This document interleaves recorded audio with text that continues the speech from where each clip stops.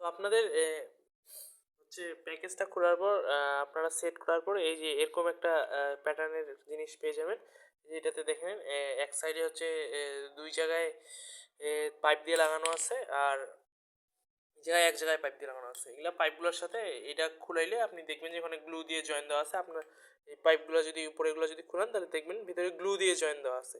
আপনাদের যদি অনেক সময় হতে পারে কি গ্লুটা ঢিলা হয়ে লিক হইতে পারে, তখন এইটা খুলে খালি একটু সুপার গ্লু দিয়ে দিলে লিকটা বন্ধ হয়ে যাবে।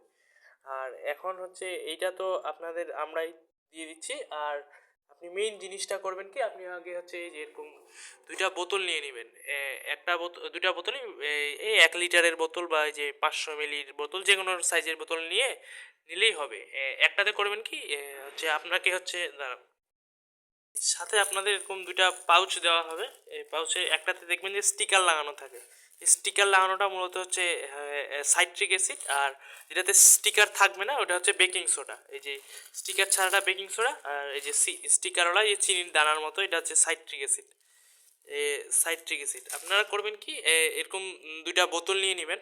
বোতল নিয়ে এই একটাতে সাইট্রিক অ্যাসিডটা ঢালে নেবেন 100 গ্রাম, আরেকটাতে 100 গ্রাম বেকিং সোডা ঢালে নেবেন। মনে করেন আমি এটাতে 100 গ্রাম সাইট্রিক অ্যাসিড ঢালে নেব, আর এইটাতে 100 গ্রাম বেকিং সোডা ঢালে নেব। ঢালে নেওয়ার পর করব কি, সাইট্রিক অ্যাসিড আছে যেটা, সাইট্রিক অ্যাসিডের সাথে আমরা হচ্ছে এর যেই পরিমাণ সাইট্রিক অ্যাসিড তার 3 গুণ পানি দিব। অর্থাৎ যদি 100 গ্রাম সাইট্রিক অ্যাসিড থাকে তাহলে এর সাথে আমরা 300 গ্রাম পানি মিক্স দিব।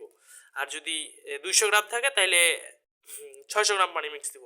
এক্ষেত্রে আমাদের এখানে 1 কেজির একটা 100 গ্রামের একটা স্যাচে আছে। এখানে এটা আমরা বোতলটাতে ঢালে নেওয়ার পর যেহেতু 100 গ্রাম আছে, তাহলে এটার সাথে আমরা 3 গুণ পানি, সাইট্রিক অ্যাসিডের সাথে 300 গ্রাম পানি যোগ দিব। যত গ্রাম সাইট্রিক অ্যাসিড তার 3 গুণ পানি। তাহলে এই 100 গ্রাম সাইট্রিক অ্যাসিডের সাথে আমরা 300 গ্রাম পানি যোগ দিব। আর আরেকটা সেকেন্ড বোতল যেটা নেবেন এটা একটু আলাদা করে চিহ্নিত করে নিন, যেহেতু বেকিং সোডা সাইট্রিক অ্যাসিডটা আলাদা হবে। আর আরেকটা বোতলে এই যে পরিমাণ সাইট্রিক আছে, যেই পরিমাণ বেকিং সোডা আছে ওই পরিমাণই আমরা পানি যোগ দিব। এই বোতলটাতে আমি আগে থেকে 100 গ্রাম পানি নিয়ে রাখছি। এই যে এখানে 100 গ্রাম হচ্ছে বেকিং সোডা আছে। এখানে এই যে এটাতে স্টিকার নেই, এটা বেকিং সোডা 100 গ্রাম বেকিং সোডা আছে। এই বোতলটাতে আমি 100 গ্রাম বেকিং সোডা ঢালে নিব, আর এটার মাঝে 100 গ্রাম পানি দিব। তাহলে যত গ্রাম বেকিং সোডা ওই পরিমাণ পানি, 100 গ্রাম বেকিং সোডা হলে 100 গ্রাম পানি দিতে হবে আপনাকে। দিয়ে এই বোতলগুলো ভালো করে ঝাঁকায় নিতে হবে। নিয়ে আপনি দেখলে বুঝা পাবেন যে একটা বোতল বেকিং সোডার বোতলটা এরকম প্রায় সাদা টাইপের হয়ে যাবে একটু। আর সাইট্রিক অ্যাসিডের বোতলটা এই যে পানির মতোই থাকবে, যে নর্মাল পানি যেরকম থাকে যেরকম থাকবে। তারপর আপনারা করবেন কি, হ্যাঁ আমি হচ্ছে পানির ইয়াগুলা গুলে নিছি। এই যে এখানে সাইট্রিক বেকিং সোডা আছে, এই যে সাদা সাদা দেখে বুঝা পাচ্ছেন।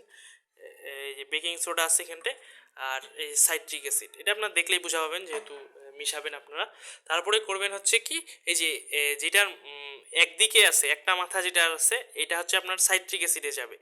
এই এক মাথাওয়ালাটা সাইট্রিক অ্যাসিডে যাবে, আর এই যে দুই মাথাওয়ালা যেটা এটা হচ্ছে বেকিং সোডার ইয়াটাতে যাবে। এই যে এক মাথাওয়ালাটা আবার বলতেছি, এটা হচ্ছে সাইট্রিক অ্যাসিডে যাবে। সাইট্রিক অ্যাসিডের যে বোতলটা আছে ওটাতে যাবে, এইভাবে লাগায়।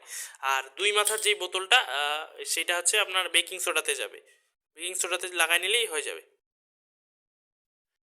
এই যে আমি এখানে লাগাই নিছি, এই যেটাতে সাইট্রিক অ্যাসিড ছিল ওইটাতে হচ্ছে একটা মাথাওয়ালাটা লাগাই নিছি যেইভাবে, একটা পাইপ যেটার মাথাতে। আর যেটাতে বেকিং সোডা ছিল ওটাতে হচ্ছে আমি দুইটা মাথাওয়ালা পাইপটা লাগাই নিছি। লাগাই নেওয়ার পর আপনি মিক্স করার আগে দেখে নেবেন, এই যে এটা বাবেল কাউন্টার বলে এটাকে, এটা দিয়ে আপনার মূলত CO2টা কন্ট্রোল করতে হবে। এইটা হচ্ছে এইদিকে থাকে হচ্ছে ওপেন, আপনার এই যে উপরের দিকে নিয়ে গেলে হচ্ছে ওপেন হয়ে যাবে এটা। আপনি যখন নিবেন হাতে নিলেই বুঝা পাবেন, এই যে উপরের দিকে নিলে এটা হচ্ছে ওপেন হয়ে যাবে। এই যে উপরের দিকে মোটা মাথার এই যে উপরের দিকে নিলে এটা ওপেন হয়ে যাবে। আপনাকে হচ্ছে CO2 ক্রিয়েট করার আগে চেক করে নিতে হবে যে এটা অফ আছে কিনা। অফ না থাকলে হচ্ছে আপনার গ্যাসটা অনেক তাড়াতাড়ি বের হয়ে যাবে। তাহলে আপনি আগে এটা এভাবে অফ করে নেবেন। এই যে এখানে আছে এটা আপাতত চালু আছে, এই যে অন হয়ে গেল। এই যে দেখেন এটা অন হয়ে গেলে কিন্তু এই যে এইভাবে নড়াচড়া করা যাবে, এটাকে এভাবে নিচে উপরে নিচে করা যাবে। তাহলে এটা অন থাকবে, এটাকে আপনাকে অফ করে নিতে হবে। এই যে নিচের দিকে নামালে এটা একদম অফ হয়ে যাবে।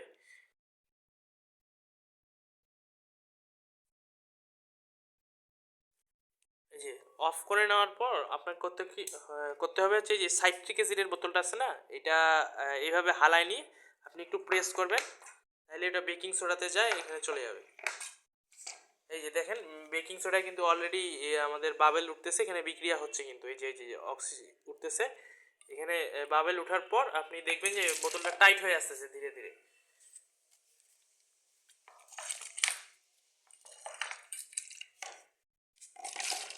এই যে এভাবে দেখলে যখন দেখবেন যে বোতলটা এভাবে আর প্রেস করা যাচ্ছে না, এইভাবে অল্প একটু প্রেশার চলে আসছে, তখন বুঝতে হবে যে আর আমাদের সাইট্রিক অ্যাসিড দেওয়ার দরকার নেই।